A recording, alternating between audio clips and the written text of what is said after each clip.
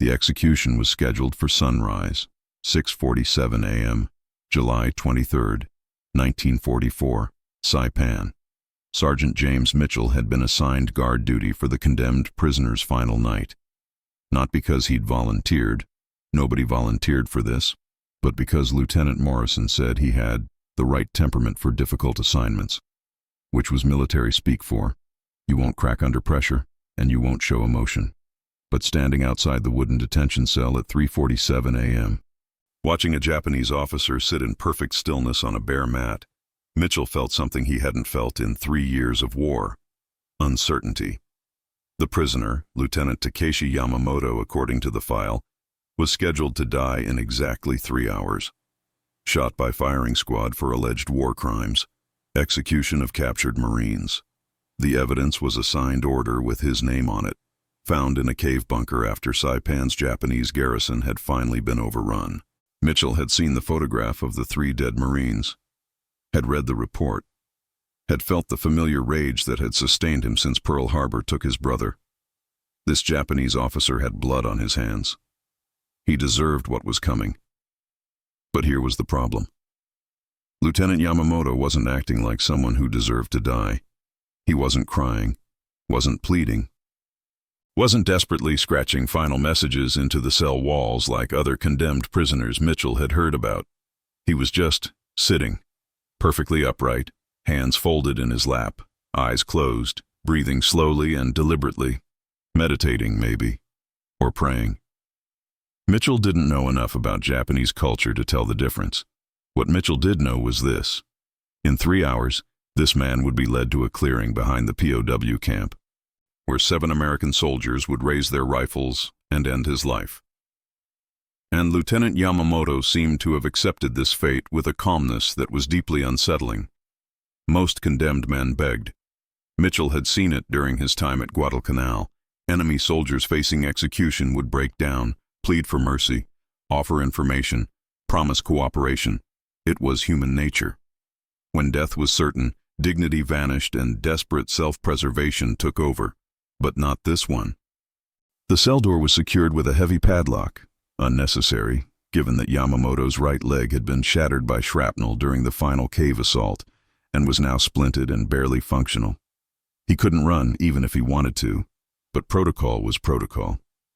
Mitchell shifted his rifle and cleared his throat. You understand what happens at dawn? Yamamoto's eyes opened slowly. In the harsh light from the single electric bulb hanging outside the cell, Mitchell could see that the Japanese officer was younger than expected. Maybe 34, 35. Same age as Mitchell's dead brother would have been. Yes, Yamamoto said in clear, unaccented English. I understand. Mitchell startled. 3 years in the Pacific, and he'd never heard a Japanese soldier speak English that well. You speak English? I studied at university, Tokyo, before war. Yamamoto's voice was calm, matter-of-fact. I wanted to be translator. Help Japan and America understand each other better. A slight pause. I failed at that. The bitter irony hung in the air. Here was a man who'd wanted to build bridges between nations, now condemned to die because those nations had chosen war instead. The charges against you are serious, Mitchell said, though he wasn't sure why he was engaging in conversation. Execution of prisoners. I know what the charges say, Yamamoto replied. He didn't elaborate, didn't deny, didn't defend himself. You're not going to argue your innocence? Would it matter? The question was asked without bitterness or anger. Just genuine curiosity. Yamamoto seemed to understand that in 3 hours, nothing he said would change the outcome. The execution order had been signed by the camp commander. Justice, or revenge, depending on perspective, would be served. Most men would try, Mitchell said. Most men beg when they face death, Yamamoto agreed. It is human. Natural, but I am samurai. He said this without pride or arrogance, just simple statement of fact. For samurai, how one faces death is more important than death itself. If I must die, I will die with dignity. No begging, no pleading, just acceptance. Mitchell had heard about Bushido, the samurai code, had been told in intelligence briefings that it explained why Japanese soldiers fought to the death, why they chose suicide over surrender, why they saw capture as the ultimate dishonor. But hearing it explained calmly by a man facing execution in 3 hours made it real in a way training lectures never had. "You think dignity matters when you're dead?" Mitchell asked. "I think dignity is all that matters," Yamamoto replied. "My body will be gone, but how I faced my end, that is what remains. That is what defines who I was." He shifted slightly on the mat, wincing as his shattered leg protested the movement. "Tell me, Sergeant, when my life ends at dawn, what will you remember about me? If I spend these final hours crying and begging, you will remember me as a coward, a man who broke. But if I face death with calm, you will remember me as a man, perhaps even a worthy enemy." Mitchell wanted to reject this logic. This was the enemy, the man who'd killed Americans. Why should Mitchell care how he'd be remembered? But despite himself, he understood. Because if Mitchell died tomorrow, he'd want to be remembered as someone who'd faced death bravely, someone who'd maintained his humanity even when everything else was stripped away. "Your name is James," Yamamoto said, reading the name stitched on Mitchell's uniform. "That is good name. Strong. I had friend in Tokyo named James, American exchange student. He taught me English. We would drink tea and discuss literature. Hemingway, Steinbeck, Fitzgerald. He went back to America in 1940. I wonder if he fights in this war too." "Probably," Mitchell said. "Yes, probably." Yamamoto closed his eyes again. Strange, isn't it? Two men who talked about literature and friendship. Now we might kill each other because our governments decided to fight. War makes no sense when you think too much about it. Mitchell checked his watch. 3:52 a.m., less than 3 hours now. "You scared?" he found himself asking. Yamamoto was silent for a long moment. Then, "Yes, very scared. But fear and dignity can exist together. I can be afraid of death and still refuse to beg for mercy I do not deserve." "You don't think you deserve mercy?" "No." The word was simple, final. "I made choices, terrible choices. I failed to be man I wanted to be. Now I pay the price. This is justice." Mitchell studied the prisoner through the bars. This wasn't how enemies were supposed to act. Enemies were supposed to be hateful, defiant, or pathetically broken. They weren't supposed to accept responsibility, discuss literature, and face death with philosophical calm. "I could bring you something," Mitchell heard himself say. "Water, food, last meal is usually allowed." "Thank you, but no. I cannot eat. My stomach." Yamamoto gestured vaguely. "Fear, you understand, but water would be kind, if it is permitted." Mitchell retrieved his canteen and passed it through the bars.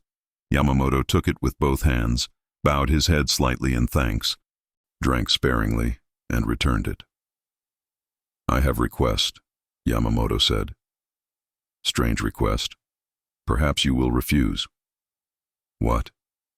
"Will you stay, these final 3 hours? I do not wish to die alone.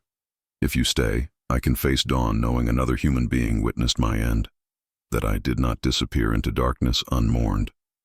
Every protocol, every regulation, every ounce of military discipline said Mitchell should refuse. This was an enemy combatant. He had duties. He should maintain professional distance. But Mitchell looked at this man, this enemy who refused to beg, who accepted his fate, who'd studied English literature and wanted to build bridges between nations, and made a decision that would haunt and define him for the rest of his life. "I'll stay," Mitchell said. "You won't die alone. I promise." Yamamoto's eyes opened, and for the first time, Mitchell saw emotion break through the calm facade.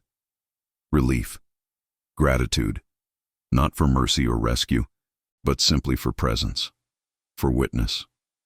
"Thank you, James," Yamamoto said quietly. "You are kind man. I am glad you are the one standing guard tonight." Mitchell settled onto the ground outside the cell, his rifle across his knees, and prepared to spend 3 hours with an enemy who refused to beg. 3 hours that would change everything he thought he knew about war, enemies, and what it meant to face death with dignity. "Tell me about yourself, Yamamoto," Mitchell said as the night crept toward dawn. "Not the military file, the real you." Yamamoto opened his eyes, surprised. "Why do you wish to know?" "Because in 3 hours you'll be dead, and nobody should die as just a name in a file." "So tell me, who were you before the war?" A faint smile crossed Yamamoto's face. "I was boring man, I think. Professor's assistant at Tokyo University, English department. I helped students learn American literature. I thought if Japanese youth understood American writing, American thinking, perhaps we could avoid war." He shook his head. "I was very naive." "What did you teach?" "Hemingway mostly. The Sun Also Rises. A Farewell to Arms." The students loved his writing, clean, direct, masculine, very different from Japanese literature, which is often. He searched for the word, subtle, indirect. Hemingway says what he means. Japanese writers suggest what they mean. Students found it refreshing. Mitchell found himself fascinated despite the circumstances. "And you wanted to be a translator?" "Yes. I believed in power of communication, that most conflicts come from misunderstanding. If Japanese leaders could truly understand American values, and American leaders could truly understand Japanese culture, perhaps." He trailed off. "But then militarists took control. They did not want understanding. They wanted empire. And men like me, educated, Western-influenced, we were suspected of being weak, disloyal. So why'd you join the military?" "I did not join. I was conscripted, 1942. By then, war with America had begun. Every man was needed. The recruiting officer saw my English skills and made me officer immediately. Said I would be valuable for intelligence work. Interrogation." Yamamoto's voice tightened. "I did not want to interrogate. I wanted to teach." "But you do not refuse military service in Japan." "Not then. To refuse is to dishonor your family, your ancestors, your emperor." "You could have resisted." "Could I?" Yamamoto looked at Mitchell directly. "Tell me, James, when your country called you to war, did you consider refusing?" Mitchell thought of December 7th, 1941. The radio broadcast, the images of Pearl Harbor burning, his brother David's face as he announced he was enlisting immediately. The pressure, social, familial, moral, to serve. "No," Mitchell admitted. "I didn't consider refusing, because to refuse would make you coward, traitor. Same in Japan. Perhaps more so. In Japan, the collective is everything. Individual desires mean nothing when nation calls. So I became soldier, even though I wanted to be teacher, and now I will die a soldier, though I never stopped being teacher at heart." "Do you have family?" Mitchell asked. Yamamoto's expression changed. First time Mitchell saw real pain cross his face. "Wife, daughter, in Hiroshima. I have not seen them since I deployed 2 years ago. I write letters, but..." He pulled from his pocket a small, worn photograph wrapped in oiled cloth, passed it through the bars. Mitchell looked at the image. A young woman in traditional Japanese dress, holding a little girl about 5 years old. Both smiling. Behind them, a modest house with a small garden.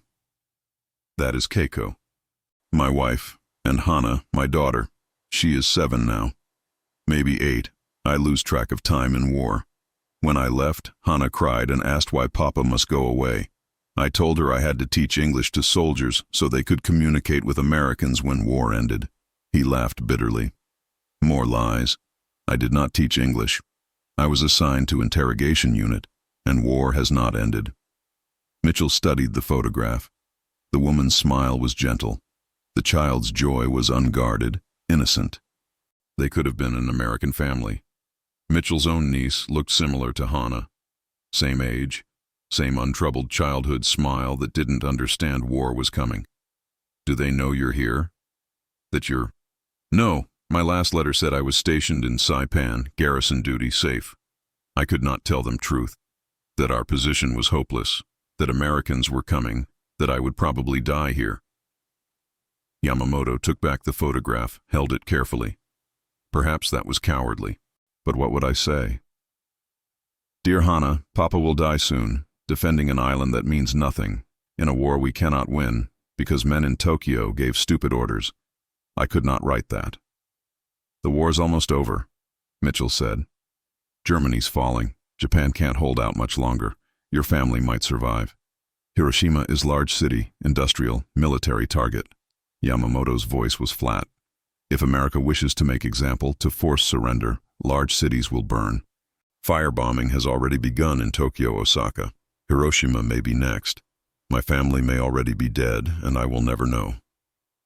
The thought hung between them, that Yamamoto might die today while his family remained alive, waiting for letters that would never come, or worse, that they might already be dead, and he'd face execution not knowing. I'm sorry, Mitchell said, and meant it. Why? You did not start this war, neither did I. We are both. Yamamoto searched for words. Victims? No. Participants. We made choices, but neither of us chose the larger forces that brought us here. Fair trade, Yamamoto said. You know my story. Tell me yours. Who is James Mitchell before he became sergeant? Mitchell hesitated. Sharing personal details with an enemy prisoner, especially one condemned to die, felt wrong. But Yamamoto had been honest, and Mitchell had promised to stay. Conversation made the hours pass. I'm from Nebraska, Mitchell began. Small town called Grand Island, farm country, corn mostly. My father owns 40 acres. Not rich, but we did okay. You are farmer? Was, before the war. Worked the land, helped my dad. Planned to take over the farm someday. Mitchell smiled without humor. I used to think that was boring. Wake up, work the fields, go to bed. Same thing every day. Now I'd give anything to be bored like that again. You have wife, children, engaged, girl named Sarah from the next town over. We were supposed to marry in June 1942. Then Pearl Harbor happened and Mitchell shrugged. I enlisted in January. Told her we'd marry when I got back. That was 2.5 years ago. Haven't seen her since. She writes every week. Tells me about home, about her job at the telephone exchange, about my parents, about town gossip, normal stuff. Makes me remember there's a world outside this. Mitchell gestured at the camp, the war, the jungle beyond. Sometimes I read her letters and think, is that really my life? Did I really live in a place where the biggest problem was whether the corn would get enough rain? Feels like someone else's memories. War does that, Yamamoto agreed. Makes peace feel like dream. Sometimes I wake up and for a moment I am back in Tokyo, going to university. My biggest worry is whether students will enjoy today's lecture. Then I remember where I am, what I have become, and... He trailed off. What you've become, Mitchell prompted. Yamamoto was silent for a long moment. When he spoke, his voice was harder. I have become man who follows orders I know are wrong. Man who watches terrible things happen and does nothing. Man who dishonors everything his teachers taught him about right and wrong. The 3 Marines, Mitchell said.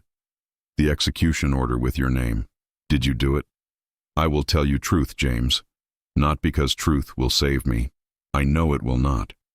But because you deserve to know what kind of man you are guarding.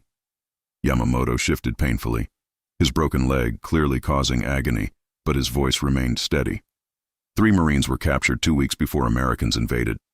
They had been separated from their unit during patrol, were wounded, dehydrated. My commanding officer, Colonel Tanaka, ordered me to execute them. I refused. I said Geneva Convention requires we treat prisoners humanely, that execution is murder, that we would dishonor ourselves. So the charges are false? No, they are true. Because Colonel Tanaka took my refusal as insubordination. He executed the Marines himself. Then he filed the order in my name, with my signature forged. He said a Tokyo-educated officer would be good propaganda, would show that even educated Japanese rejected Western weakness, that mercy was betrayal of Bushido. Mitchell felt something cold settle in his stomach. You're dying for something you didn't do? Technically, yes. But am I innocent? Yamamoto looked at Mitchell with terrible clarity. I watched 3 men die. I could have stopped Colonel Tanaka, physically stopped him, refused the order more forcefully, reported him to higher command. But I did none of those things. I watched. I let it happen. I chose my own safety over their lives. You couldn't have stopped him. He would have killed you too. Perhaps. Or perhaps I was simply coward. I will never know. But this is my guilt. I had chance to act righteously, to honor everything I believed about human dignity and rule of law, and I failed. So when Americans found that execution order with my name, they were not wrong to condemn me. I condemned myself first. The confession settled heavily between them. Mitchell understood now why Yamamoto refused to beg. He'd already accepted his guilt, not for pulling the trigger, but for failing to stop someone else from pulling it, for being complicit through inaction. You're telling me this so I won't feel guilty, Mitchell realized. When the firing squad shoots you, you want me to think you deserved it. I want you to understand that life is more complicated than guilty and innocent. I did not murder those Marines, but I failed to save them. Is that the same? Is that different? I do not know. But I know I cannot live with that failure. So perhaps death is justice. Perhaps it is mercy. Either way, I will face it without begging.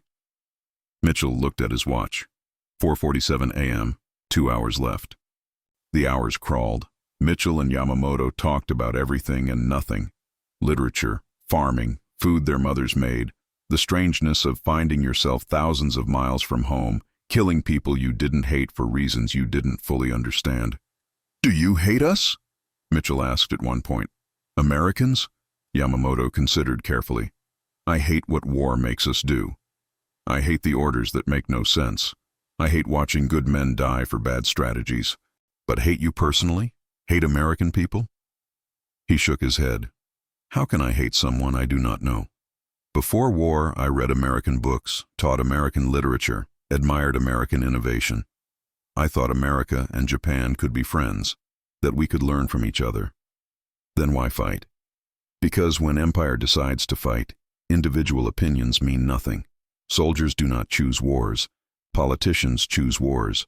Soldiers just die in them. Mitchell thought about the hundreds of Japanese soldiers he'd seen dead on Saipan's beaches, in its jungles, in its caves. Young men who'd charged American positions screaming, "Banzai!" and died in waves. Had they wanted to be there?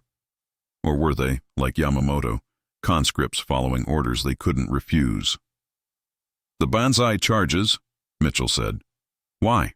Why keep attacking when you know you'll die? Yamamoto's face darkened. Because commanders tell us that death in battle is honor, that surrender is disgrace worse than death, that our families will be shamed if we do not die fighting. Because Bushido code says warrior must choose death before dishonor. Because. He paused. Because when you are trapped, surrounded, defeat is certain. Dying while attacking feels better than dying while hiding. At least you control how your end comes. That's insane.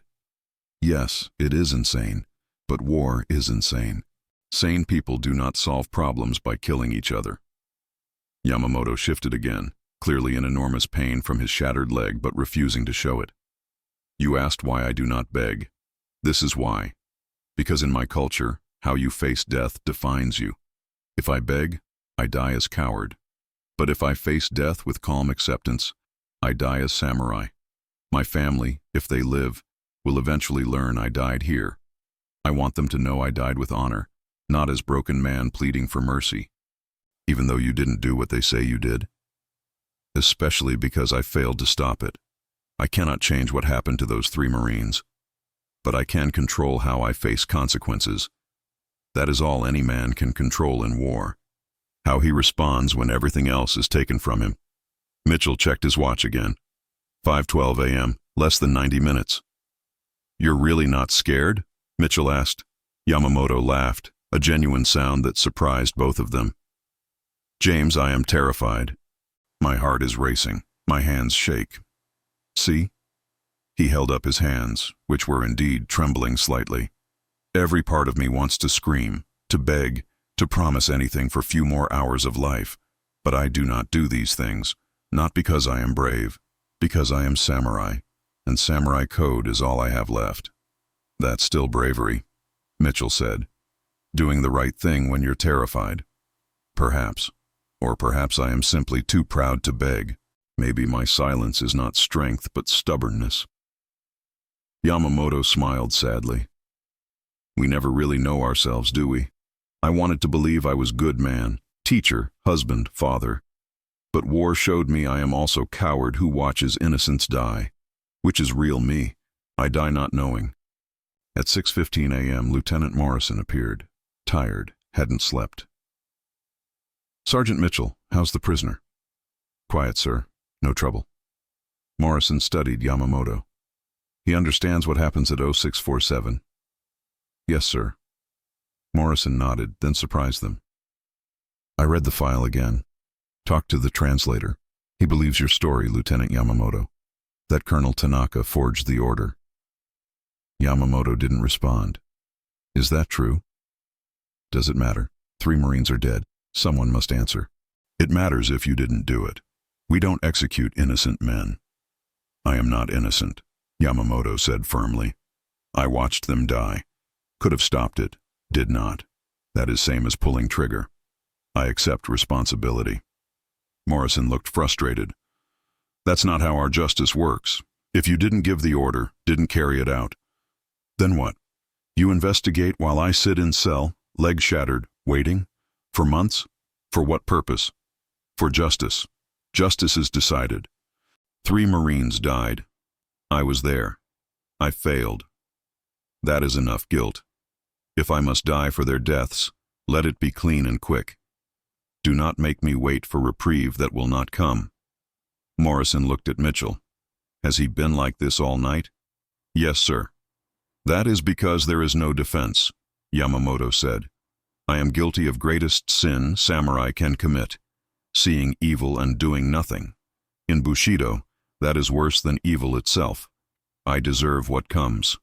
Morrison rubbed his eyes. I'll delay the execution. Give us time to investigate. No, Yamamoto said sharply. Please, do not delay. I have made peace with death. I am ready. Delay is cruelty, not mercy. Just let it be done. Mitchell watched, feeling something shift. Here was an enemy prisoner begging not to be saved, insisting on his own execution, refusing mercy. Give me 30 minutes, Morrison said. If you're determined to die, 30 more minutes while I make sure we're not making a mistake. He left. Yamamoto slumped, first sign of exhaustion. Your lieutenant is kind, but kindness does not change facts. What if he finds proof you didn't do it? Then I ask you to stop him from stopping it. The paradox would be funny, if not tragic. James, I have lived with guilt for 2 weeks. I see those Marines every night. I hear the red-haired boy crying for his mother. I see the tall one asking me with his eyes to help, and I remember I looked away. He leaned forward. I cannot live with this, not as prisoner for months or years, not returning home after war to explain why I came back when better men did not. I need this to end. That is only way I have peace. You're choosing death. Yes, because living with guilt is worse than dying. And because if I die, knowing one American soldier saw me, understood me, witnessed that I faced death with honor, that is enough. I'm nobody, just a sergeant. You are a human being. That is most important. You listened tonight. Saw me not as enemy but as man. Promised to tell my family I did not die alone, that I faced death with dignity. That is everything. Silence. Dawn lightning. Camp waking. James, Yamamoto said softly, one final favor. When firing squad shoots me, I will not beg. But I am terrified. So I ask, will you be there? Stand where I can see you. So last thing I see is someone who understands? The request broke something in Mitchell's chest. I'll be there, Mitchell promised. You won't die looking at strangers. Yamamoto bowed his head. Thank you. You have given me great gift. You let me die as human, not monster. Morrison returned at 6:37 a.m., 10 minutes before scheduled execution. I spoke with the camp commander. Evidence is questionable. Translator believes you. Executing you might be a mistake. Yamamoto looked up, alarm in his eyes. Commander says new policy, enemy soldiers with language skills are more useful alive. They want to interrogate you properly, use you as translator. No, Yamamoto said desperately. No, please, I do not wish. The execution is postponed, indefinitely. You'll be held for investigation. Mitchell watched Yamamoto's composure shatter completely. You cannot do this. I have prepared myself. I am ready. You cannot make me wait, make me hope. He stopped, breathing hard. Why do you want to die so badly? Morrison asked, genuinely confused. Because I cannot live like this, Yamamoto broke. Every day I wake is day those Marines do not wake. Every breath I take is breath they do not take. I failed them. Living with that guilt is torture worse than execution. Please, please do not make me carry this longer. Just let it end. Morrison looked at Mitchell, confusion mirrored. I'm sorry, but I can't execute a man who might be innocent on questionable evidence. In your investigation, you will find I tell truth, Yamamoto called. Tanaka forged the order. But you will also find I witnessed execution and did nothing. That is guilt enough. When you confirm that, will you execute me then? Morrison paused. If we confirm you witnessed war crime and failed to report or stop it, that's still violation. But that's for tribunal to decide, not firing squad at dawn. How long? Weeks, maybe months. Yamamoto closed his eyes. Defeat by survival. This is not mercy. This is greater punishment than death. Morrison left. They sat as sky lightened. 6:47 came and went. The minute Yamamoto should have died. In the distance, firing squad being dismissed. I am sorry, Yamamoto whispered. I should not have broken, but when he said postponed, he shook his head. I had made peace with death, was ready, and now? Now you have to find different peace, Mitchell said. I do not know how. Eventually guards came to transfer Yamamoto. As they helped him up, he looked at Mitchell. You stayed with me. Even though death did not come, you stayed. That means something. Thank you, James. Good luck, Yamamoto. Mitchell said, meaning it. They never saw each other again. 3 months later, the verdict, guilty of failure to report and prevent war crimes. Sentence, 15 years imprisonment, not execution, prison. Mitchell heard through official channels. He thought about that night, about Yamamoto insisting living with guilt was worse than death. 15 years to live with what he'd failed to prevent. It felt like cruelty disguised as mercy. The war ended August 1945. Mitchell returned to Nebraska, married Sarah, tried to resume normal life. But he couldn't forget that night. In 1947, Mitchell wrote to the War Department asking about Yamamoto. 3 months later, Yamamoto was at Sugamo Prison, Tokyo. The letter included an address where correspondence might be forwarded. Mitchell wrote. He wrote about that night, the conversations, the promise to remember the 3 Marines. He'd researched their identities. Private First Class Michael Red O'Connor, 18, Boston, the red-haired boy. Corporal Thomas Bradley, 19, Illinois, the tall one with freckles. Private James Chen, 20, San Francisco. Chinese-American who died with dignity. Mitchell had contacted their families, told them a Japanese officer remembered their sons, carried guilt for failing to save them. Responses varied. Grateful, angry, all grieving. But all appreciated knowing their sons hadn't died anonymously. Mitchell explained this to Yamamoto, ended. You wanted to die with honor. You wanted someone to remember you as human. I remember. I'll always remember that night. 6 months later, response came. Written on thin prison paper. Dear Sergeant Mitchell, your letter reached me after long journey. I was surprised and grateful. Prison gives much time for thinking. You ask if I am well. Body is healthy. Spirit is complicated. Living when I prepared to die is strange adjustment. Every day I think, I should not be here. But I am. So I try to make it meaningful. I teach English to other prisoners. Education is bridge, yes? Same lesson I tried before war. Perhaps this time I succeed. Your news about 3 Marines means everything. That you found their families. Told them I remembered. This gives purpose to survival. Perhaps I was meant to live so their stories could be told. Perhaps that is atonement. You taught me that even enemies can show mercy. You stayed when you did not have to. Listened when you could have stayed silent. Saw me as human when easier to see monster. That is lesson I carry through these 15 years.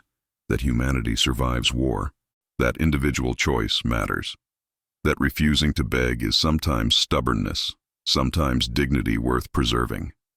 I do not know if we will meet again. If I survive 15 years, I will be old man. But I want you to know. That night changed me. Your silence, your choice to stay, listen, witness, said everything. Said I mattered. Thank you, James. Your friend across an ended war, Takeshi Yamamoto. Mitchell wrote back. The correspondence continued for years. In 1952, early release programs began. Yamamoto served only 7 years. His first letter after release was from Hiroshima. Dear James, I am home. Or what remains. My wife Keiko died August 6, 1945. Atomic bomb, city center. My daughter Hana survived, visiting relatives in countryside that week. She is 15 now, tall, smart, does not remember me. We are strangers learning to be father and daughter. Hiroshima is devastated. Rebuilt but changed forever. Memorial where my house used to be. I stood there yesterday thinking about when you said my family might survive. Half true, half untrue. Reality more complicated than hopes. But I teach again. Local school needs English teacher. Students are children of survivors, lost parents, siblings, homes to bomb. They are damaged but learning, hoping for better future. I teach them. Language is bridge. Understanding prevents war. I think often about that night, about wanting to die with dignity rather than live with guilt. Now, I have lived with guilt for 7 years, will live with it rest of life. Was I right to want death? Was Morrison right to deny it? I still do not know.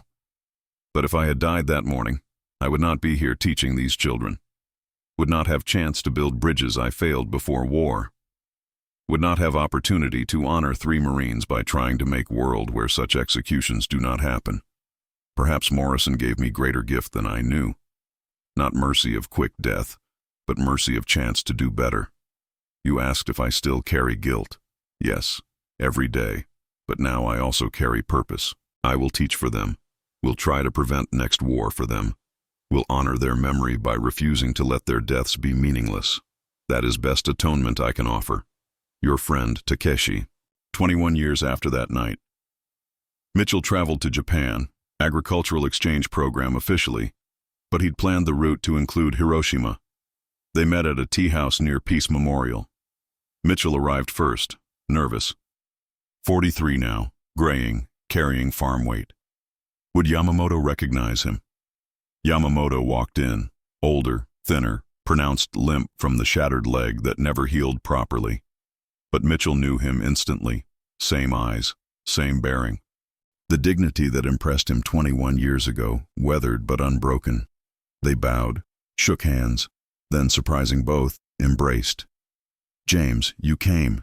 You actually came. I promised I'd remember you. Seemed wrong not to meet again when I had the chance. They sat, drank tea, talked for hours. Yamamoto's daughter Hana joined them. 25 now, married, teaching English at university. She thanked Mitchell for writing to her father during imprisonment. Those letters kept him sane. You know the strange thing? Yamamoto said. That night I was certain death was right answer. I was ready, and when Morrison postponed, I felt robbed, cheated of noble end. And now? Now I am grateful. Not because living without guilt is better. I still carry guilt every day. But because living gives chance to balance scales. Every student I teach, every bridge I build, that is payment on debt I can never fully repay. He looked at Mitchell seriously. You gave me gift that night, though neither of us knew it. Your silence, your willingness to see me as human, that saved me in way execution could not. Reminded me I was more than my worst failure. You taught me about dignity, Mitchell said. About facing consequences without begging. About responsibility even when you could make excuses. I've thought about that night 1,000 times. You refused to beg even though begging might have saved you. That's courage I've tried to live up to. Comfortable silence. Two old soldiers who'd been enemies, who'd spent one long night talking about death, who'd somehow become friends across war's wreckage. Tell me, Mitchell said finally, if you could go back, if Morrison gave you choice now, quick death then, or 21 years since, which would you choose? Long thought. I do not know. Part of me still thinks death would have been cleaner, easier, but... He gestured around. Rebuilt city, his daughter, the life continuing. But this matters too. This struggle to make meaning from failure. This effort to prevent next war. This friendship between former enemies. If I had died that morning, none of this exists. He smiled, that same sad smile from 21 years ago. You know what I think about most? That red-haired Marine. I think if I had faced firing squad with dignity, I would have done it for him, to honor his memory by being strong when he could not. But instead you lived. Yes, instead I lived. And now I honor his memory differently. By teaching, by building peace, by making sure no other 18-year-old dies crying for his mother in enemy jungle. His eyes were bright. Which is better tribute? Dying with dignity or living with purpose? I do not know. But I know which is harder. They talked until evening, exchanged addresses, promised regular letters. When they parted, deeper bow, with respect and affection. Thank you for staying that night, Yamamoto said. Your silence said everything. It said I mattered. You already repaid it. You taught me honor isn't about always being right. It's about facing consequences when you're wrong. I've used that lesson every day since. Correspondence continued until Yamamoto's death in 1987, aged 77. Mitchell attended the funeral in Hiroshima, introduced as my father's American friend who saved his life. Mitchell always corrected, I didn't save him, Morrison did. But Hana insisted, no, Morrison gave him years. You gave him reason to value those years. Your silence that night, your choice to stay, listen, see him as human. That saved him. Mitchell kept Yamamoto's letters, eventually donated to Peace Memorial Museum. They're displayed now alongside Yamamoto's drawings of the 3 Marines. The exhibit caption, an American guard and Japanese prisoner, enemies by circumstance, friends by choice. Their story reminds us that dignity is sometimes found in silence, that mercy takes many forms, and that refusing to beg can mean refusing to surrender your humanity. What Mitchell remembered most wasn't Yamamoto's words, but his silences. The quiet acceptance, the refusal to beg, the dignity maintained when dignity was all he had left. In 1985 interview for Peace Museum, 2 years before Yamamoto's death, Mitchell said, he taught me that how you face your lowest moment defines you more than the moment itself. That taking responsibility without excuses is harder than making excuses without responsibility. That sometimes bravest thing is accepting consequences you think you deserve. Do you think Morrison made the right choice? Mitchell thought long. I think there was no right choice. Quick death would have been mercy, ending suffering, granting dignity, but life gave different mercy. Chance to atone, teach, build peace. Which is better? I don't know. But I know which was harder. And I know Yamamoto made something meaningful from those hard years. Do you think he atoned for failing to save those Marines? Atonement doesn't work that way. You don't earn forgiveness through good deeds canceling bad ones. But I think Yamamoto honored their memory better by living and teaching than by dying and being forgotten. Those 3 boys died for no good reason. Yamamoto spent 42 years making sure students understood war creates such deaths that we must work to prevent next war. That's not atonement. That's tribute. Do you think living with guilt is harder than dying with dignity? Yes, absolutely. Dying takes one moment of courage. Living takes decades. Yamamoto chose the harder path, or it was chosen for him.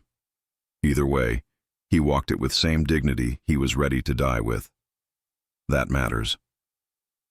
When James Mitchell died in 1993, age 71, at his funeral, Hana Yamamoto, now professor at Tokyo University, read from her father's last letter. You asked if I still think about that night, if I still wish I had died as planned. Here is answer. I think about it every day, and every day I am grateful Morrison denied me easy death. Not because living without guilt is pleasant, it is not, but because living with purpose is better than dying with honor alone. You stayed with me that night. You listened. You saw me as human when you could have seen me as monster. That is why I did not beg, because someone was witnessing not my execution, but my humanity. Your silence said everything. It said, you matter. Your struggle matters. How you face this matters. That is greatest gift one person can give another. Thank you for giving it to me. Hana added, Mr. Mitchell gave my father something that morning, not mercy, not pardon, but witness. He saw my father's struggle to maintain dignity while accepting responsibility. My father spent 42 years trying to be worthy of that witness, trying to prove the man who refused to beg was real him, trying to honor 3 Marines. This is what I learned from both men. Dignity isn't about never failing. It's about how you respond when you do. That silence can speak volumes, that refusing to beg is sometimes most eloquent statement, and that even enemies can teach each other how to be human again.